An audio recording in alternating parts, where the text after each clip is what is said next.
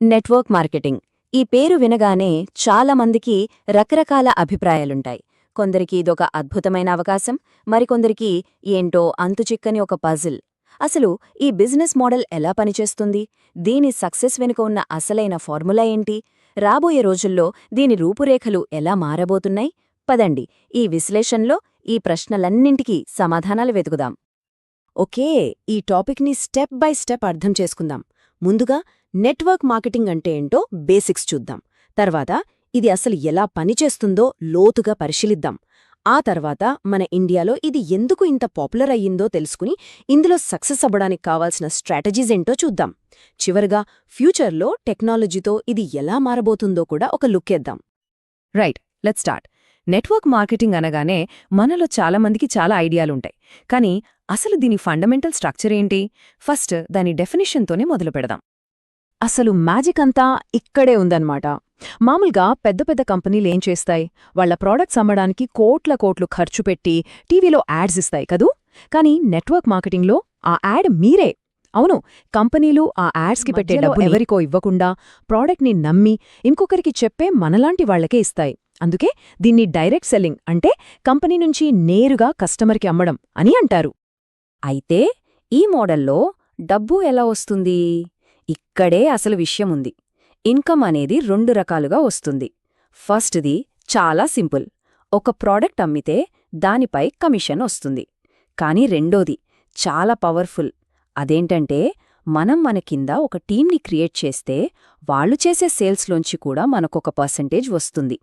అంటే మనం ఒక్కరమే పనిచేయడం కాదు, మన కోసం ఒక సిస్టమ్ పనిచేస్తుందన్నమాట. ఈ ఒక్కసారి టీం కట్టండి, లైఫ్ టైం సంపాదించండి అనే మాట వెనుకున్న కాన్సెప్టే రెసిడ్యువల్ ఇన్కమ్. అంటే మనం రోజూ ఆఫీస్కి వెళ్ళినట్టు పని చేయకపోయినా, మనం వెకేషన్లో ఉన్నా సరే, మనం క్రియేట్ చేసిన సిస్టమ్ మన కోసం పనిచేస్తూనే ఉంటుంది, ఇన్కమ్ జనరేట్ చేస్తూనే ఉంటుంది. ఇది అచ్చం ఒక చెట్టు నాటడం లాంటిది. మొదట్లో కొంచెం కష్టపడి నీళ్లు పోసి పెంచాలి, కానీ అదొకసారి పెద్దయ్యాక మనకెప్పుడూ పండ్లు ఇస్తూనే ఉంటుంది. సరే, వినడానికి ఇదంతా చాలా బావుంది కదా. కానీ ప్రాక్టికల్గా ఎవరైనా ఇందులో చేరితే ఏం చేయాలి? అసలు ఈ సిస్టమ్ ఎలా నడుస్తుంది? ఇప్పుడు ఆ స్టెప్ బై స్టెప్ ప్రాసెస్ని వివరంగా చూద్దాం. ఈ ప్రాసెస్ అంతా ఒకదానితో ఒకటి లింక్ అయిన 6 స్టెప్స్ చుట్టూ తిరుగుతుంది. ఫస్ట్, సరియైన కంపెనీని సెలెక్ట్ చేసుకోవాలి. ఆ తరువాత ఊరికే అమ్మడం కాదు, ఆ ప్రొడక్ట్స్ని ముందు మనం వాడాలి. సింపుల్ లాజిక్ కదా. మనకే నమ్మకం లేనిదాన్ని వేరేవాళ్లు ఎలా నమ్ముతారు?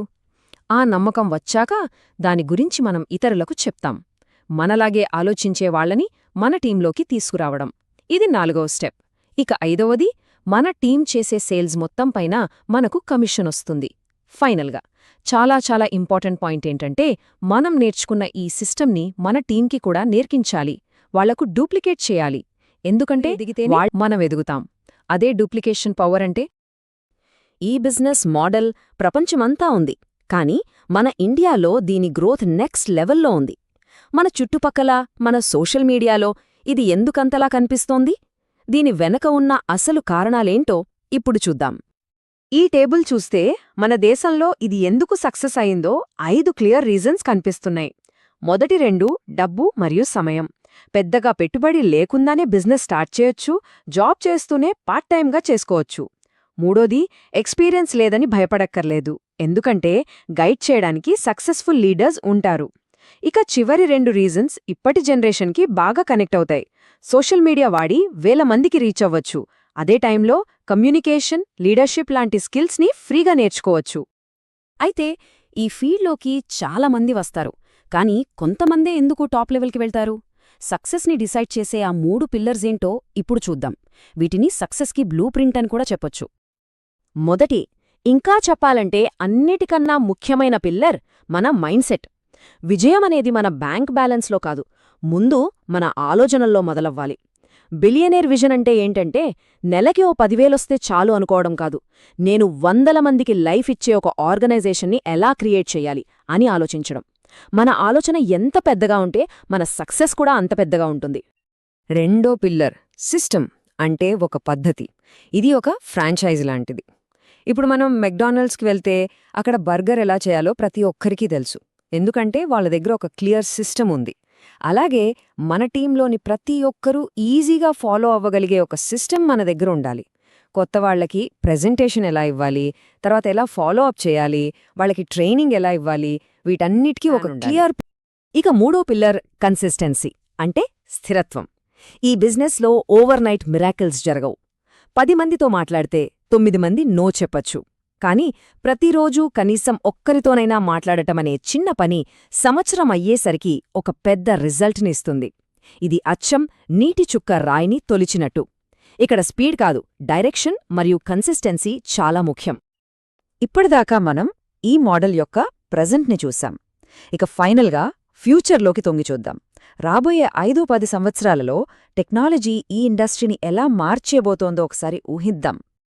ఈ టైమ్లైన్ మనకు ఒక క్లియర్ స్టోరీ చెప్తోంది. ఫ్యూచర్ అంతా డిజిటల్. 2025 వచ్చేసరికి పాత పద్ధతులు పోయి బిజినెస్ మొత్తం ఆన్లైన్లోకి షిఫ్ట్ అయిపోతుంది.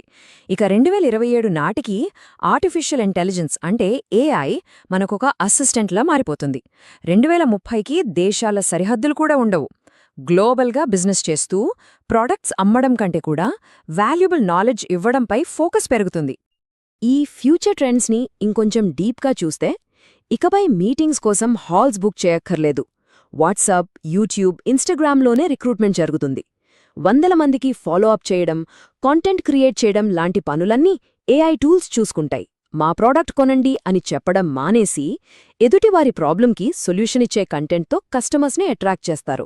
ఇక మన టీం కేవలం మన ఊరికే పరిమితం కాదు, ప్రపంచంలో ఎక్కడున్న వాళ్ళైనా మన నెట్వర్క్లో జాయిన్ చేసుకోవచ్చు. మనం ఇప్పటిదాకా చూసిన ఈ మార్పులన్నీ మన ముందు ఒక పెద్ద ప్రశ్నను ఉంచుతున్నాయి. డిజిటల్ టూల్స్, పర్సనల్ బ్రాండింగ్ ఇంతగా పెరుగుతున్న ఈ టైంలో రాబోయే 10 ఏళ్లలో కెరీర్ సక్సెస్ అనే పదానికి అర్థమే మారిపోతుందేమో. ఇది కేవలం నెట్వర్క్ మార్కెటింగ్కి మాత్రమే కాదు, మనందరి ఫ్యూచర్కి సంబంధించిన ప్రశ్న. ఒక్కసారి దీని గురించి ఆలోచించండి.